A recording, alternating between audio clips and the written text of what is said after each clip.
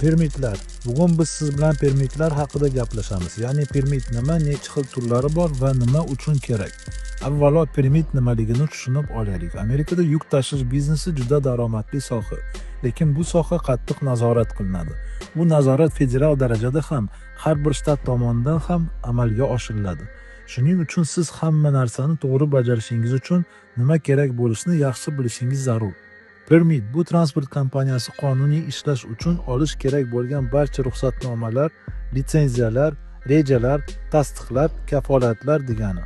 Qonun talablariga muvofiq faoliyat yuritish uchun quyidagi hujjatlar shart. Yuk tashuvchilar shtat darajasida bir nechta ro'yxatlarga kiritilishi kerak bo'ladi. Bu ro'yxatlar odatda turli xil davlat idoralari orqali amalga oshiriladi. Hamma shtatlar sizdan bir shtatdan boshqa shtatga yuk tashish uchun yoki davlat chegarasidan tashqariga chiqish uchun maxsus ro'yxatdan o'tish litsenziyasi, ya'ni UCR talab qiladi. Shu bilan birga sizda IRP International Registration Plan, ya'ni yuk mashinasi bir necha shtatlarda yurganida qaysi shtatdan qaysiga o'tganini hisoblaydigan tizimda ro'yxatdan o'tish kerak. IFTA yonilg'i solig'i uchun ro'yxat. Bu orqali qaysi shtatda yonilg'i to'ldirilgani va qancha yurilgani hisoblanadi. Albatta sizda CDL, ya'ni tijorat haydovchilik guvohnomasi ham bo'lishi kerak. Standart talablardan tashqari ba'zi shtatlarda vaqtincha ruxsatnomalar yoki qo'shimcha soliq ro'yxatlari ham bor. Ular ayrim yuk turlariga kerak bo'ladi. Masalan, agar sizda IRP bo'lmasa, lekin boshqa shtatda o'tayotgan bo'lsangiz, vaqtincha permit olishingiz kerak. Agar IFTA bo'lmasa, soliq to'lash uchun vaqtincha ruxsat kerak bo'ladi. Masalan, Oregon, New York, New Mexico va Kentucky shtatlarida yurish uchun mileage permit talab qilinadi.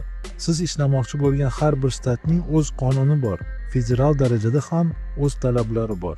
Agar siz qonuniy ishlamoqchi bo'lsangiz, hujjatlaringiz joyida bo'lishi kerak.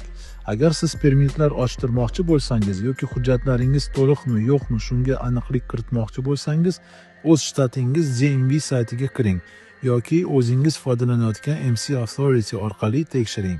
Agar permitlarsiz yursangiz nima bo'ladi? Birinchi marta jarima, agar yana takrorlansa audit keladi. Bu esa kompaniya uchun katta muammoga aylanishi mumkin. AQShda yuk tashish qonuniy va uzluksiz bo'lishi uchun barcha permitlar joyida bo'lishi shart. Bu hujjatlarsiz yurish nafaqat jarima, balki audit, ishdan to'xtash va katta moliyaviy yo'qotishlarga olib keladi. Shuning uchun har bir yurishdan avval hujjatlarni tekshiring, zarur bo'lsa vaqtincha permit olishni unutmang. DMV yoki MC Authority orqali barcha talablarni kuzatib boring. Permit xarajat emas, bu kompaniyangizni himoya qiladigan asosiy qalqon.